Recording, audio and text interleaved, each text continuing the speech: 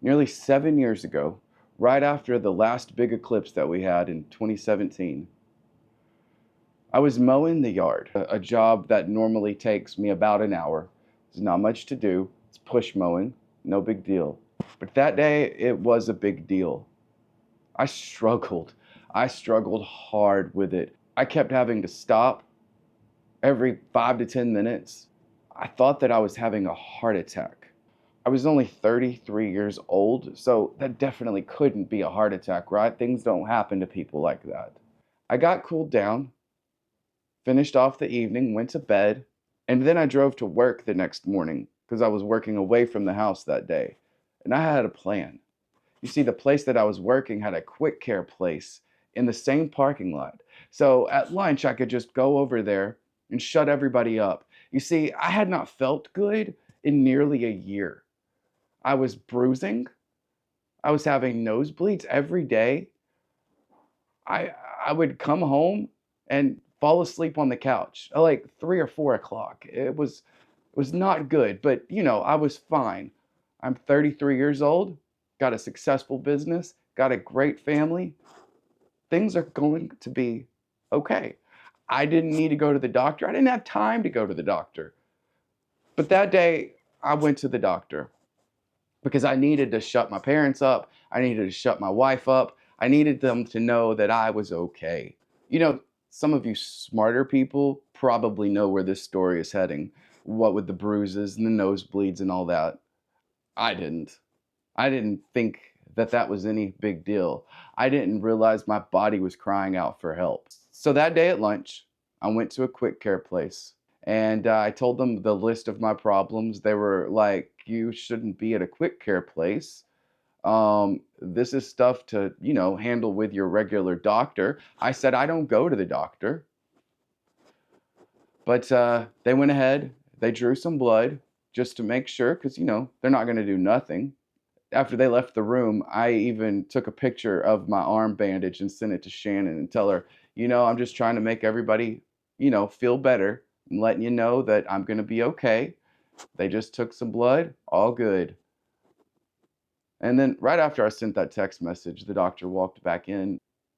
You see, the blood had clotted in the test tube. I didn't know what that meant. No big deal. Thought it was a fluke.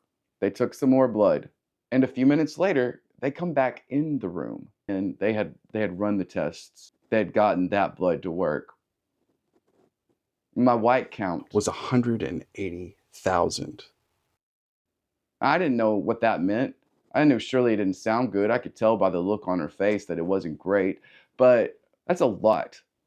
Normal range is like 2 to 8,000. Not okay. They said, "We can't help you here. You've got to go to the emergency room." Okay? So I said, "I'll go pick my wife up and we'll head over there." She said, "No, you've got to go to the emergency room right now." By this point, I'm scared out of my mind. I got to the ER. My wife met me there a few minutes later. They like immediately got me back, which I don't know if you've ever been to the ER, but that's not normal. They immediately put me in an emergency room and they started running tests. I had chest scans, I had blood work done. I had no clue what was going on. I waited in that ER room for what seemed like forever, waiting on news that I wasn't going to get there. It just sitting there, scared out of my mind, wondering how this could be happening to me. This kind of stuff happens to other people, but this was happening to me. That's a feeling I will never forget.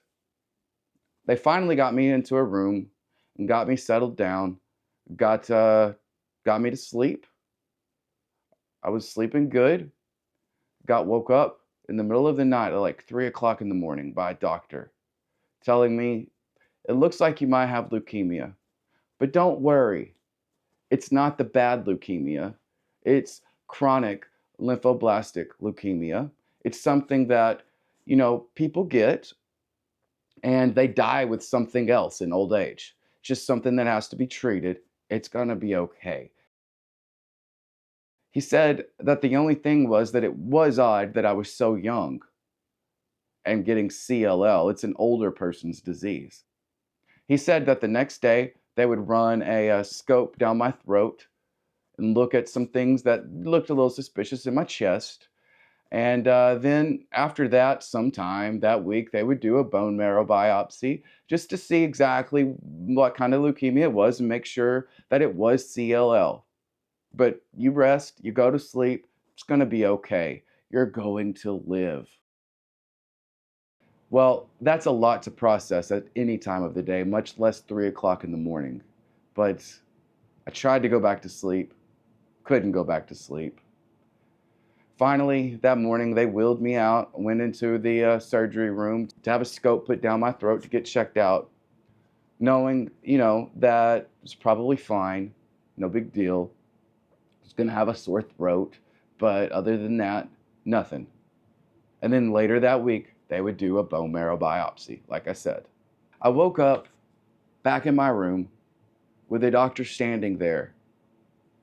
He said that what they saw in the scope didn't look good, and they were going to have to go ahead and do the biopsy like now, like right now. And not only that, I had a mass around my aortic valve. So, in all likelihood, if I had kept mowing that day, I probably would have had a stroke and died. So, it's really good that I didn't keep mowing. So, I'm freaking out a bit. It was supposed to be in a few days. I'm not supposed to see this guy in the daytime. I beg for some Valium or something that will make me not care about them shoving a giant thick needle into my hip to pull out bone fragments. Mind you, the day before I didn't even really know what leukemia was. And now I'm having a biopsy. And it hurt. Oh, it hurt. They really should put people to sleep for this kind of thing. But they don't. He said that he would be back in the middle of the night with the results and just try to rest and you're probably going to be fine. He came back an hour later. I was not fine. I did not have chronic lymphoblastic leukemia. I had acute lymphoblastic leukemia. Acute. Acute is a bad, bad word when it comes to sickness. It means that it's happening for real and you've got to fix it right now. The prognosis, not good. Not good. Didn't know much yet, but not good. I asked the doctor, am I still going to be okay? Am I still going to live? The look he gave me is ingrained in my brain forever. He didn't say no. He didn't say yes. He just looked at me. He couldn't say it.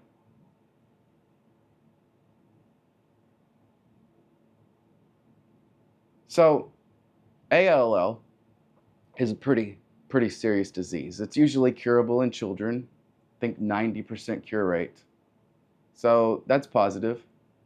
But when you get it as an adult, it's not 90% cure rate. It's bad. It's real bad. And it moves fast. It's a vicious form of cancer. Your white blood cells, which are supposed to, heal your body, are attacking your body. It's crazy. And unfortunately, here in this little town, they don't treat ALL in the hospitals. They can't treat ALL in the hospitals there. It's not big enough. They don't have the stuff to do it. And so he made arrangements for me to head to MD Anderson in Houston. I knew all about MD Anderson. Knew it was a great hospital. Never wanted to go there, but man, I was glad I was going to MD Anderson. Then the hurricane hit. The hurricane came earlier than expected, and it would not have been safe to fly a helicopter there. And even if they could fly a helicopter there, my wife wouldn't be able to come with me. She would have to drive there later in the week. Who knows if the city would be flooded? And it did end up being flooded. I think the first floor of MD Anderson got flooded even. I would have to be there alone. It was going to be okay. I was going to be put on a clinical trial there, but not a great circumstance, and I definitely didn't want to do it alone. The helicopter finally refused to even fly me in there because it wasn't going to be safe. So he started making other arrangements. They knew that they'd have to buy me some more time, so they started pumping me full of steroids. He said, "This will give you months." Like that was a good thing. Months? I'm 33. He said, "We're trying to get you somewhere else." They start checking all of the major hospitals, like in Dallas and the surrounding areas. Everybody's full. They had to move people out of Houston because of the hurricane. And so, of course, they moved them to the next biggest city. There's no beds. I can't go to Dallas. So he starts looking out of state. Calls everywhere. Finally, he called UAMS in Little Rock, University of Arkansas Medical Science. Another great hospital. I didn't know how great, but another great hospital. And hey, it was in Little Rock. I have family in Little Rock. Gonna be perfect. Shannon could drive to Little Rock very easily. No big deal. I had some peace. Unexplainable peace. It's gonna be okay. I was gonna be okay. Very serious, very much not okay, but I had just some peace that passes understanding. I was going to be fine. I I knew I was. It's not my time. It is not my time. They drove me in an ambulance to Little Rock, maybe an hour and a half, 2 hour drive. And I texted the whole way. My spirits were good. I was on Facebook, was catching up with people. I was writing Facebook posts trying to encourage others and let them know that I was going to be fine. I was in very good spirits. And that's not like me, at least not the before me, but I was in very good spirits. When we got to the hospital, they wheeled me into my new room, and my sister-in-law and brother-in-law were sitting there waiting on me, crying. I said, "Don't do that in here."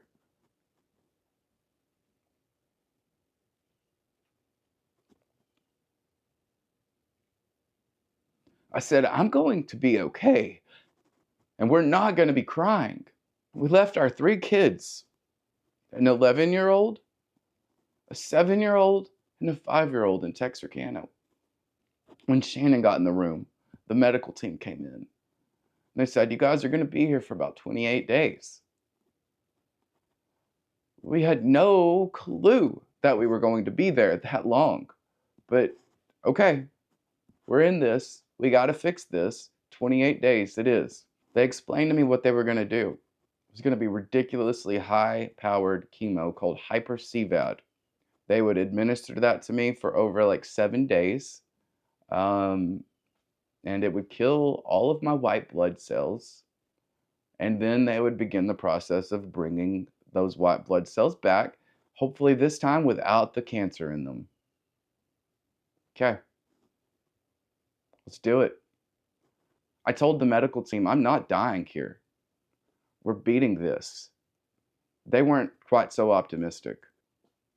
I had so many visitors those first few days. My parents were there. I saw my kids. It was okay. It was okay. It sucked, but it was okay. I had to have a spinal chemo done before they started the other chemo. And my sister-in-law had brought me a giant barbecue sandwich because that's what I wanted. And I ate the whole thing. I was hungry. I was on steroids. That was a mistake. I should not have eaten the whole thing before I had spinal chemo, but I didn't know what I was doing. The doctor came in. They laid me on my stomach, and he tried and failed. Tried again and failed. They have a very minor area that they can put it in. It's a couple of millimeters big, and the needle has to stick in there exactly. Out of everything I've gone through, that's one of the worst things that I went through. After he tried maybe the third time, my wife asked them, "Isn't there any other way you can do this? Is there not like an x-ray machine or something to show what's going on?" They said, yeah, we can take him down to radiology. Genius idea. Why don't you start there? But the barbecue sandwich, oh man, no. It had made me sick by that point, combined with the failed spinal chemo. Anyway, I'm so upset by this point that as they're wheeling me out of the room, I'm being shot full of morphine by my great nurse. We went downstairs, did the radiology thing on the first try, had to lay on my back for a couple of hours to let everything, the spinal fluid settle. It was much better that way. Still very terrible, and I don't miss that at all. My parents were in the room. Something seemed off about my dad. He was okay, but, not right. Not that you can expect anybody who's, losing their son to leukemia to be okay, right? That's got to be what this is. But he really wasn't okay. He kept declining. And my mom said that we're going to have to take him home. She wanted to be there with me. Obviously, they wanted to be there. He had to go home. So they got in the car, drove back home. He should have stayed in Little Rock. Hindsight's 2020. But they drove and he kept declining. And over the next day, he kept declining and getting worse and worse and worse to the point where he was basically lethargic in his chair. And he still wouldn't go to the hospital. But my mom called some guys from church, some of his friends, and they basically dragged him to the hospital. After, days and days of testing, they found out that it was West Nile virus caused by a stupid little mosquito bite that he had had. This guy never gets bit by mosquitoes, but he did. And the one mosquito that bit him had West Nile virus. He probably wasn't going to make it. They had to keep him in the hospital. Had to. For nearly a month. So I'm sitting in the hospital in Little Rock, dying. My wife is there with me. My in-laws now have the kids. My dad is sitting in a hospital in Texarkana, dying of West Nile virus. It's a pretty hopeless situation. Pretty much, something that you don't think can happen. I mean, how much can one family take? Don't ever say those words. My mom, who really needed to be with me because her son was in the hospital and it was not looking good, had to stay there with him because he needed her worse. And I had my own wife there. It was going to be okay. I got my first 7 days of chemo, and it was honestly quite a bit easier than expected. You hear horror stories of people vomiting all the time and it just declining rapidly. I didn't do any of that. I was fine. And I kept having that peace that I had. Everything was okay. I had some migraines. Those were bad. I had some major weight gain from all the steroids I was on. I gained about 50 pounds in 3 days, and that is super uncomfortable. We had to keep all the lights off in the room because, it was the migraines. They were bad. But that's about the extent of the side effects that I had from chemo before the chemo really took over. During that time, while I was having the migraines, my grandmother and my aunt, my uncle drove in from West Texas. They needed to see my dad, and they needed to see me. So they made the 12-hour drive to Little Rock, and it was so good to see them. But, when people do that, like on a whim like that, things aren't looking good for you. That doesn't just happen. It was a tough time. It was tough. The chemo worked. My white count went down to 0, which, means that I had no immune system whatsoever. And it was now time to just wait in the hospital and see if the numbers come back up. And then see if I still have leukemia. At that point, they moved us to a different room that had opened up. Probably somebody had died or something. And it was nice. They knew we were going to be there a while, so they gave us a big room. Had a great view of the fountain out front. And just looking out there gave me hope. I was allowed, before the white count dropped down to nothing, I was allowed to walk around the hospital with a mask on. I remember going outside to that fountain. It was something about the fountain. It was nice. You know, they only let you get a better room if they know you're going to be there a while. Obviously, we were going to be there a while. You know, the night was dark. The fear was real. But I did need a wake-up call. The storm, the storm was so real. It was so bad. The nights got lonely. I did everything I could to read my Bible, talk to God, try to find peace in this storm. And I did. That peace that passes all understanding. It was there the whole time. I knew I wasn't going to die. I was going to be okay. This was just a bad time. The doctors were, saying other things, but I knew it wasn't my time. I'd been through this, before as a child, not leukemia, but with a kidney disease. And God healed me of that. And if He can do it then, He can do it now. But still, it's scary. It's real. I had to miss my daughter's 6th birthday party. One of my good friends. She put on a birthday party for her at our church fellowship hall, and so many people came to support her. They put us on the screen so that we could be at the party, even though we weren't at the party. I got to see the whole thing, but it's not the same. Thankfully, it was a couple of days before her birthday, and on her actual birthday, she would be there with me so that I could see her. I thought. So Shannon's parents brought the kids on Felicity's birthday. But the day before that, I started feeling wrong, started getting mouth sores. I was, chemo effects. But it was worse than chemo effects. The next day they were bringing the kids in, and it was also the Apple event, which I'm kind of a nerd, so I was very excited about that even through this storm. They were going to release the iPhone 10, and my sister-in-law, she was going to come. We were going to just watch the Apple event together, and while Shannon's parents took her and the kids to a birthday lunch. We didn't watch it. I don't remember anything. I was knocked out, but I was alert and aware, and also not alert and not aware. Hard to describe. I slept through the event, and I also didn't get to see my kids that day. I was rapidly declining, and I couldn't handle any more germs in the room. Okay, Tristan, when do you want to tell Daddy? I miss you and I wish you were out of the hospital, and I love you.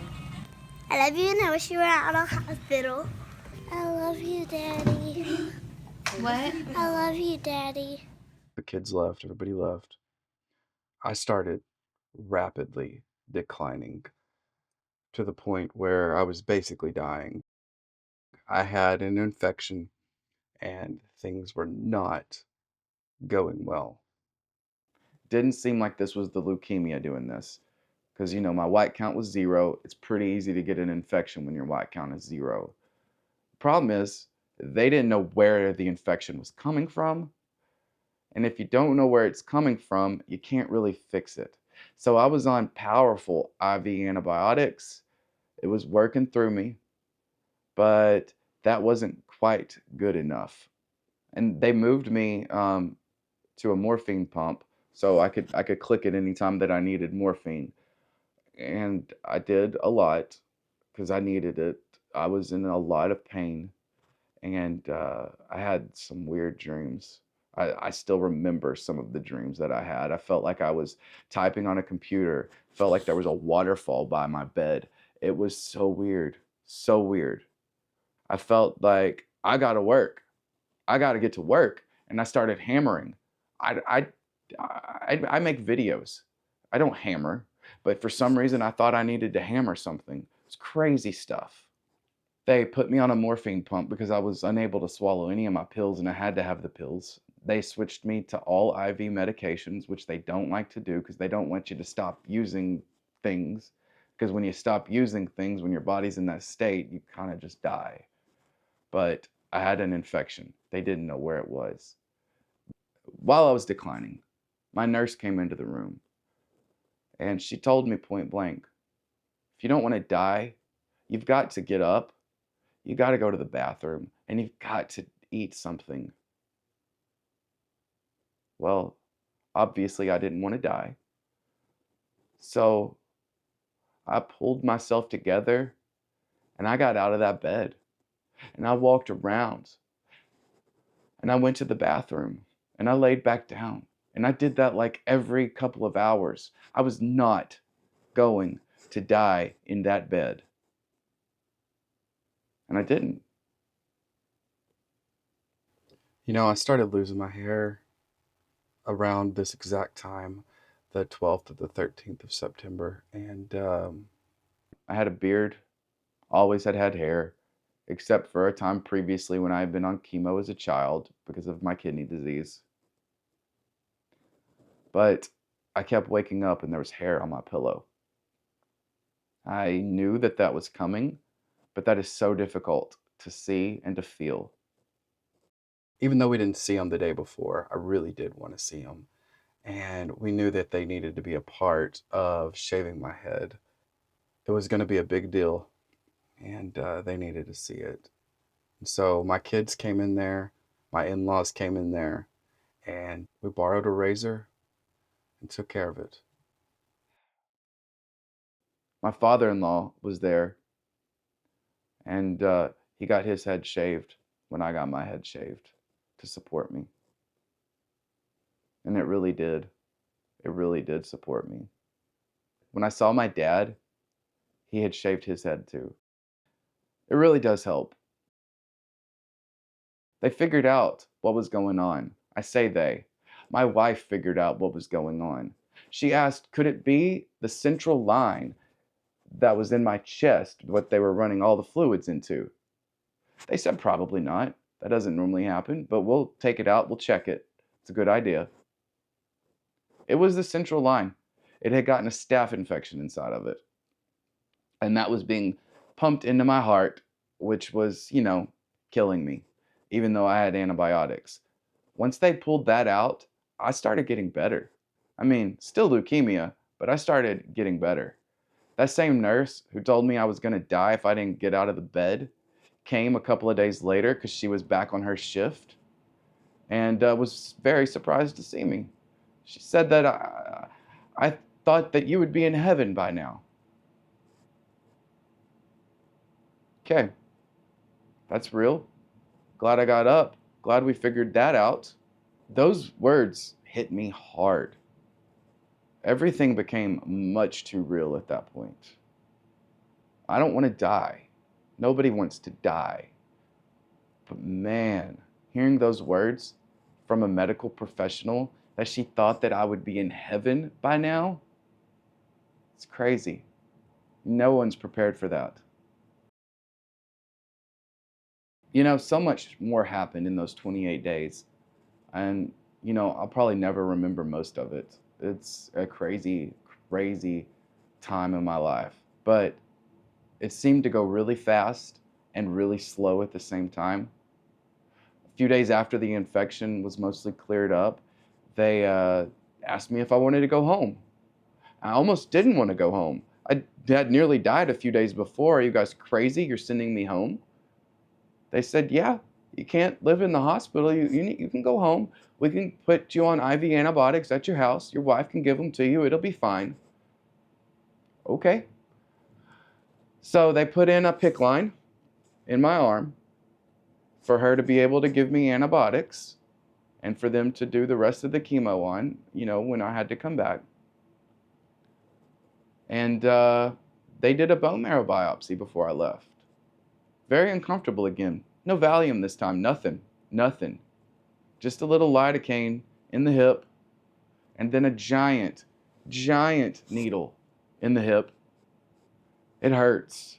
They basically have to go in there and break your bones and pull out bone fragments. And then they test those bone fragments to see if you're in remission or not. We went down to the pharmacy in the hospital and they gave Shannon several bags of IV antibiotics to give to me at the house. She's not a nurse. She doesn't do that. But she would be responsible for giving me IV antibiotics 2 or 3 times a day for the next week.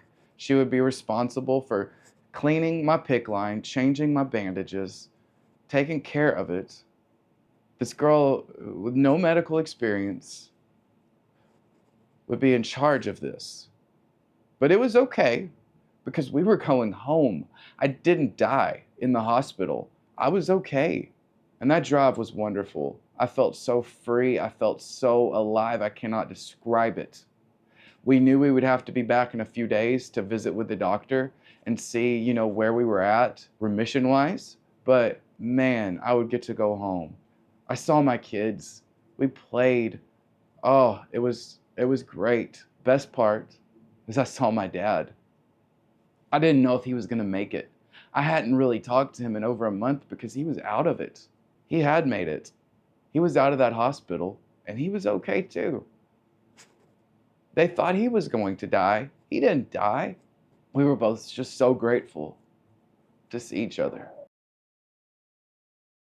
It's a moment in time I will never forget.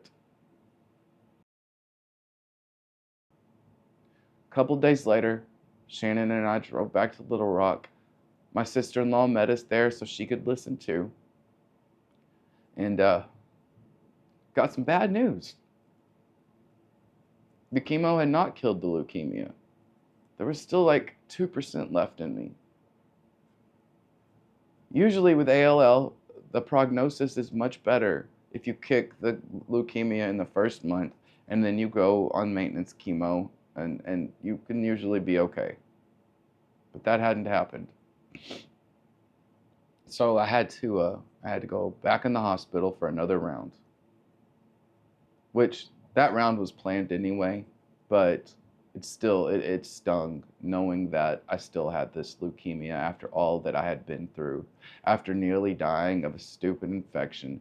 I can't explain to you the hopelessness. And yet there was still hope for me. Not given to me by the doctor. He said that this is bad and you have to have a stem cell transplant. I have no idea what that is. I knew, I'd heard about stem cells, heard there's some sort of miracle thing, whatever. Not that kind of stem cells. A stem cell transplant. They would find me a match, and then after I went through 8 rounds of chemo, they would do full body radiation on me, and then pump somebody else's stem cells into me, and hope that I come back to life. And then if you do all that, there's a 50% chance that this disease will never come back. 50%. But I knew we had to do it. There was no choice. So he said, we want to send you to St. Louis because we don't do those here. They do stem cell transplants, but not the kind that I needed. So we go through the next round of chemo, and it's terrible, but not quite as bad as the first time because we knew what we were getting into, and the chemo was a little different this time. They alternate the kinds of chemo that they give you. And then they sent me home on 200 milligrams of prednisone twice a day, and methotrexate, and another pill that the name is failing me. The methotrexate I took once a week, 18 pills at a time. The prednisone, my goodness, messed me up. Me and prednisone don't get along. So while I was recovering at home from that second round of chemo, my white count was 0, and I got some sort of infection, and I had to go back in the hospital, but it was the local hospital. I was running a fever. We didn't know what was going on. So they put me on IV antibiotics. They did more blood transfusions. While I was in the hospital for that first 28 days, I probably had 10 to 12 blood transfusions because my blood was so bad. and just wasn't working, and they were depleting it, and you have to have blood to live. And so at the local hospital here, they gave me another blood transfusion because I was under the levels, and they had to bring my blood back up before they could treat me for the infection. Here's the deal. I had to have irradiated blood. They didn't have irradiated blood, so they didn't give me irradiated blood. I had a reaction in about 5 to 10 minutes of that blood pump starting on me. My body was violently shaking. I remember looking at my wife and telling her goodbye with my eyes. After all I had been through in Little Rock, I was gonna die in Texarkana because they didn't give me the right kind of blood. Thankfully, they got it under control, and they knew, yeah, we got to do irradiated blood. They tried to keep me in the hospital for several days there. I did not want to be in the hospital. I begged and pleaded the infectious disease doctor to get me out of there. I said, I have to go to St. Louis. There's hope in St. Louis. I have to meet with this doctor. So finally, they let me out like a day or two before our trip, and we head to St. Louis. And in St. Louis, the doctor told me, I don't think you need a stem cell transplant. He said, I think that, you just finished off your second round of chemo, and we need to do a bone marrow biopsy on you. And if you're clear this time, I don't think we need to do a stem cell transplant. There's so many risks. Lots of people don't even make it, and even if you do make it, it's a 50% chance that you would live anyway, and that the cancer won't come back. That was good news for me. I didn't want to have the stem cell transplant by that time. It was the first news of hope that I had had. Maybe we won't have to do this. So that day, I went to the 7th floor of Siteman Cancer Center, laid down on a bed, looked out the window, and there was the beautiful Gateway Arch. They gave me really good drugs that time. They shot them right in my PICC line. I was spinning. I did not care what was going on. I was joking around. And I got a bone marrow biopsy. Barely hurt, felt some pressure. No big deal this time. My third one in less than a month. Went home and waited on a phone call.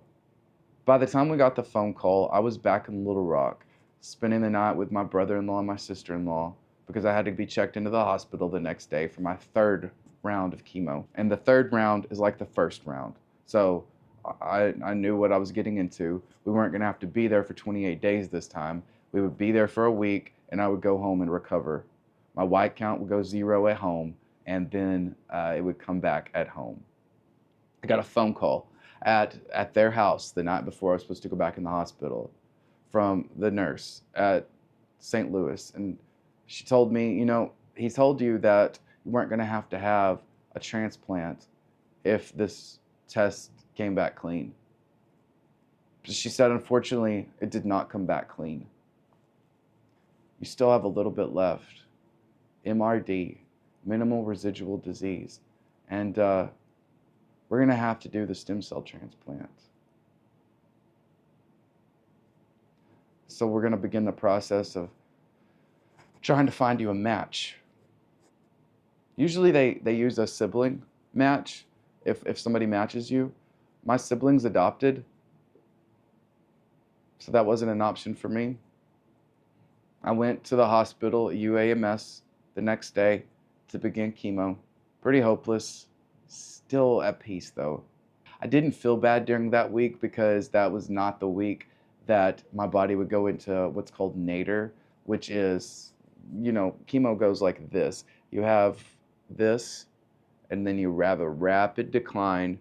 This bottom part's called nadir, and then you move back up, and that's the recovery period. I would be doing that at home.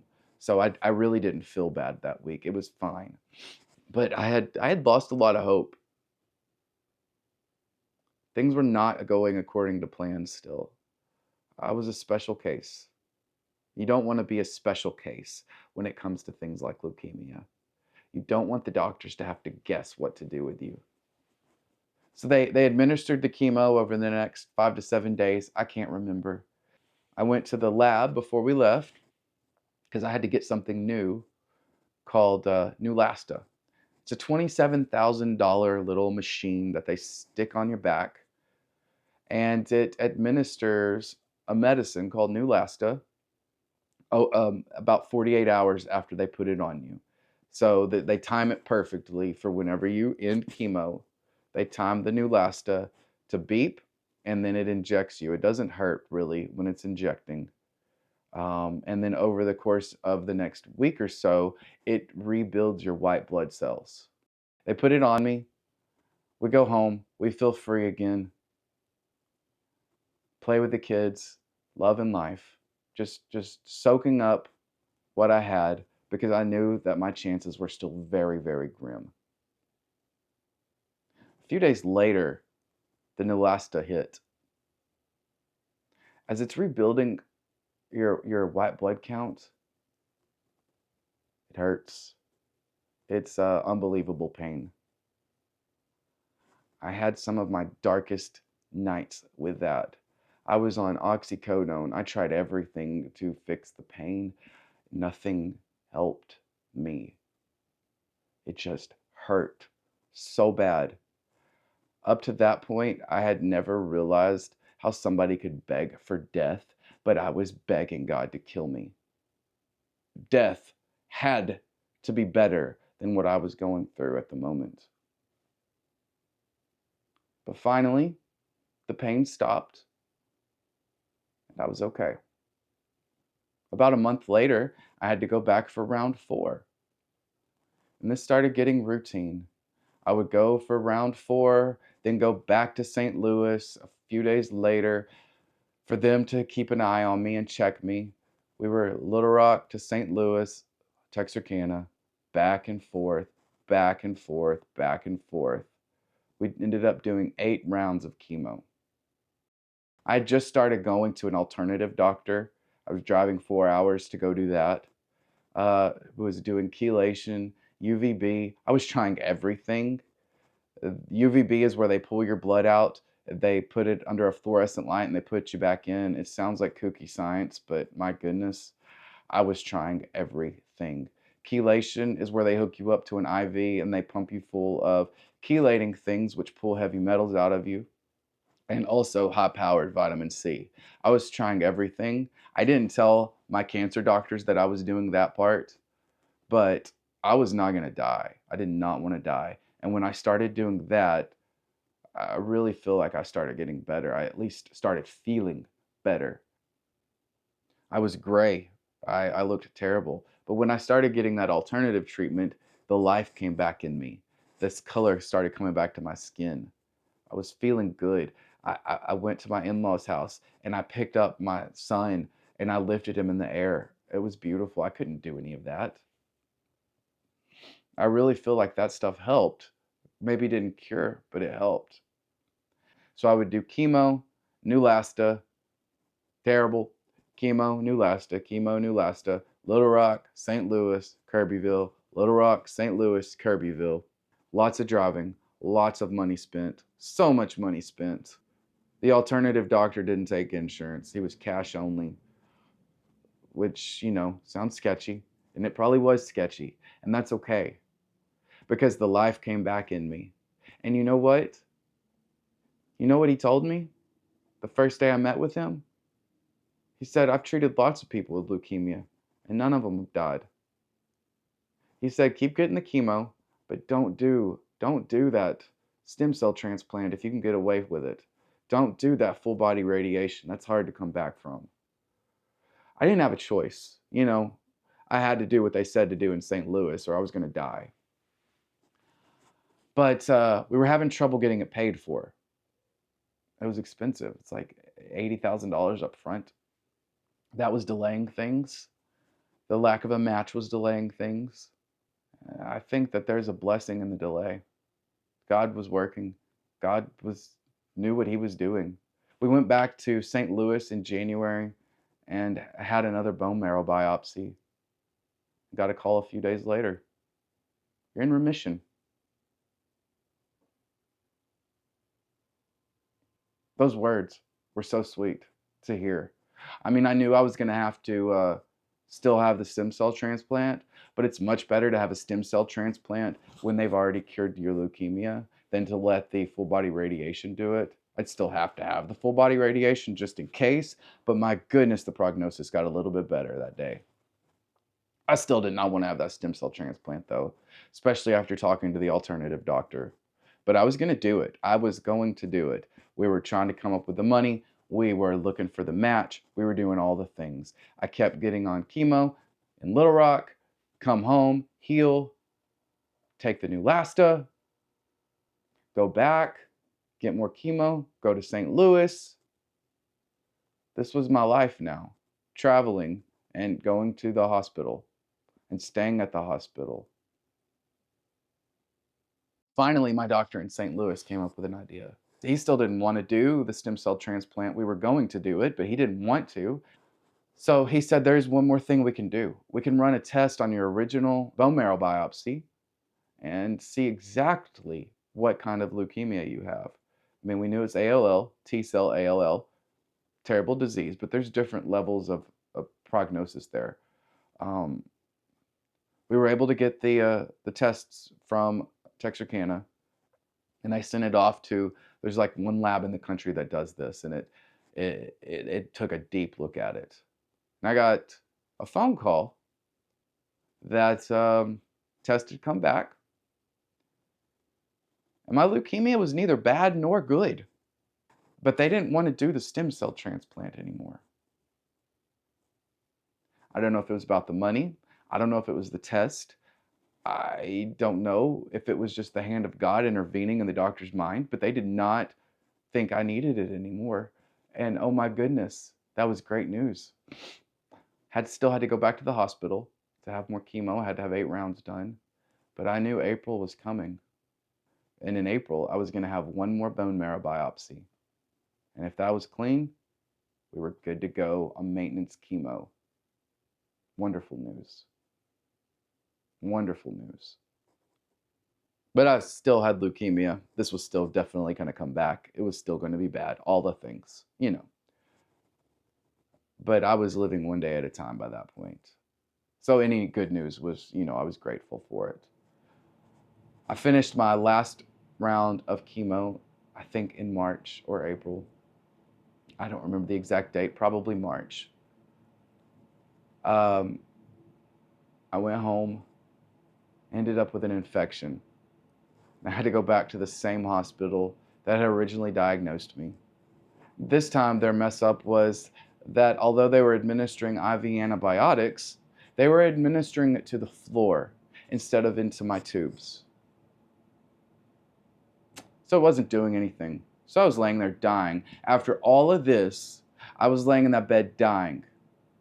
We figured out quickly, you know, it was like one round of antibiotics that were on the floor. So they figured that out quickly and plugged me back in, and I started getting better. I started getting a lot better. My white count was coming up naturally because of the Neulasta and all of that stuff, and it was healing the infection. The antibiotics were healing the infection, and I wanted to get out of there. It was the Saturday before Easter, and I wanted to go to my parents' house on Easter. Well, that was going to be impossible because, you know, although you're getting better, you got to finish it here. It's IV antibiotics. So I talked to the hospitalist into just letting me go. I said, I think I'm good. Just please let me go home. I'm surely that I can take antibiotics by mouth at this point. He agreed, and he let me go. It was Easter Sunday. We drove to my parents' house, and we surprised them. It was a great day. And I hugged my mom, hugged my kids, got to watch them hunt Easter eggs. It was beautiful. Went back to St. Louis a couple of weeks later, and they did my bone marrow biopsy, and it was still clean. I was still in remission. We weren't going to have to do the stem cell transplant for sure. Went home, had to go to the doctor in Little Rock because I still had to be put on maintenance chemo. So that's the day they did all that. And they took the PICC line out of my arm that day which I hadn't bathed this part of my arm in like 8 months. So I was really excited to get that off. They pulled it out. My wife needed to watch. She watched it. I didn't look. I can't handle that kind of stuff. We left the hospital.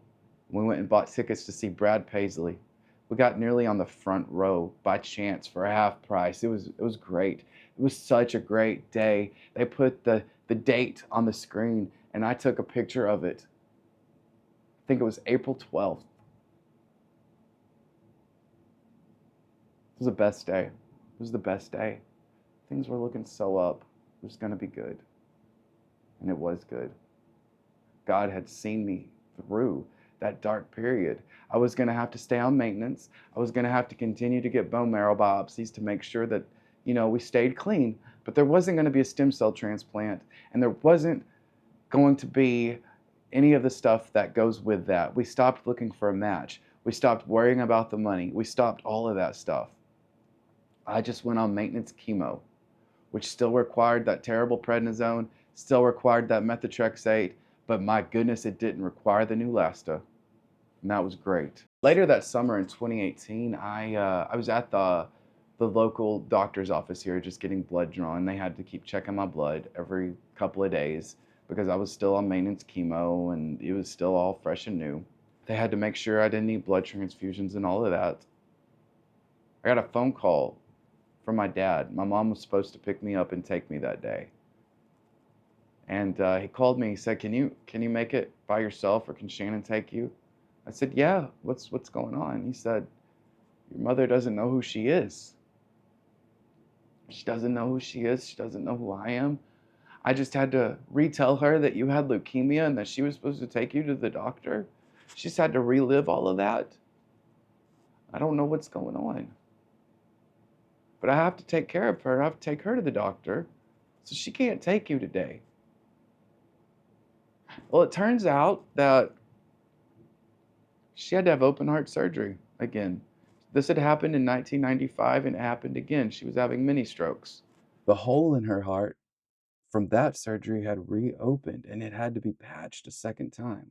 She also had her valves worked on. She had AFib. She had kidney issues. And she was in the hospital for 21 days that summer of 2018. Life was looking up for me, but now we were worried about Mom. But God gave me peace. I knew she was going to be okay. We all knew she was going to be okay. And she was okay. She made it through. I stayed on maintenance chemo for 2 years.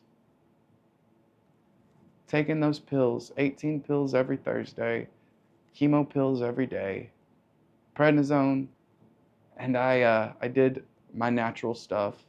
I took Dad with me to Kirbyville. He started getting it to help his, residual effects from West Nile. We were getting better. Things were getting better. My mom was healing fine.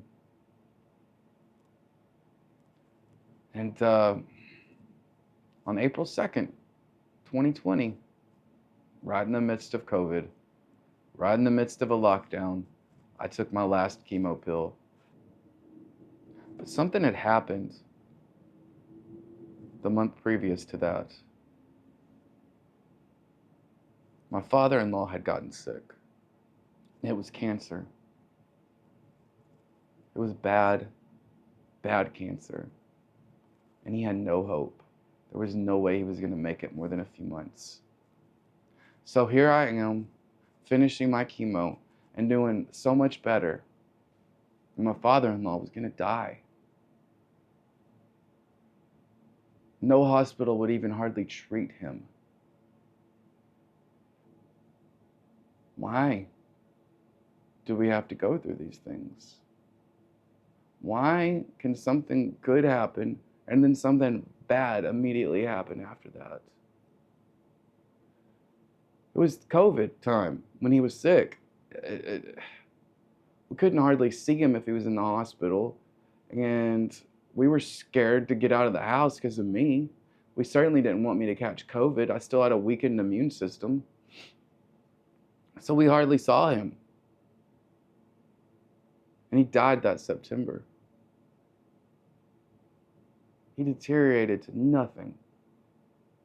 Big, strong man to nothing.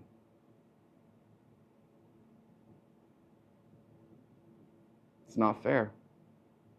I don't know why some of us get to kick it and some of us don't.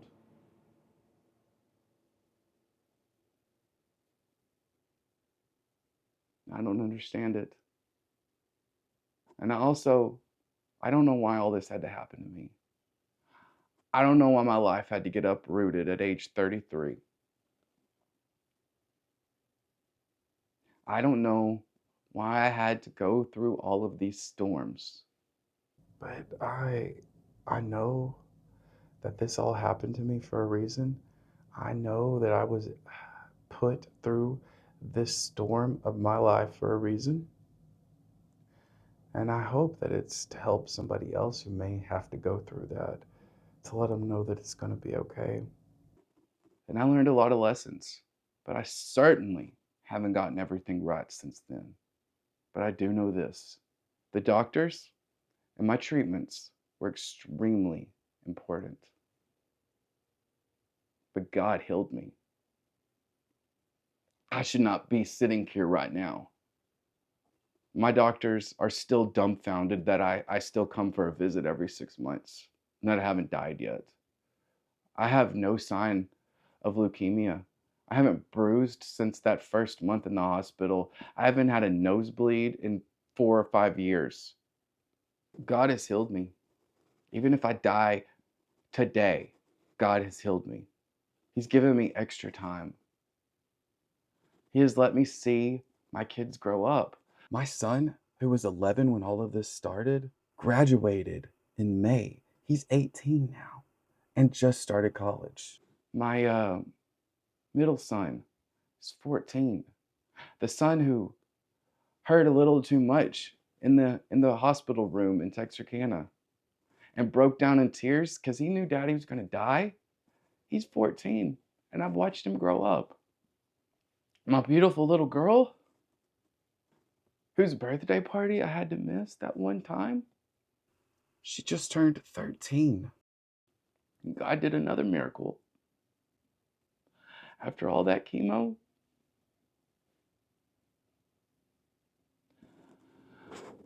they told me that I wasn't, it was a good thing that we already had as many kids as we wanted. Because I wasn't, it was very unlikely that I would be able to have any more. And it was good that we had the 3 that we have. 3's enough, they said. You're not going to be able to have any more, and it's going to be okay. And I was okay with that. I was okay with that. But on July 1st, 2023, a beautiful baby girl was born. And I love her so much. She wasn't even a glimmer in our eyes, completely unexpected, but exactly what we needed. God has been unbelievably good. Unbelievably good.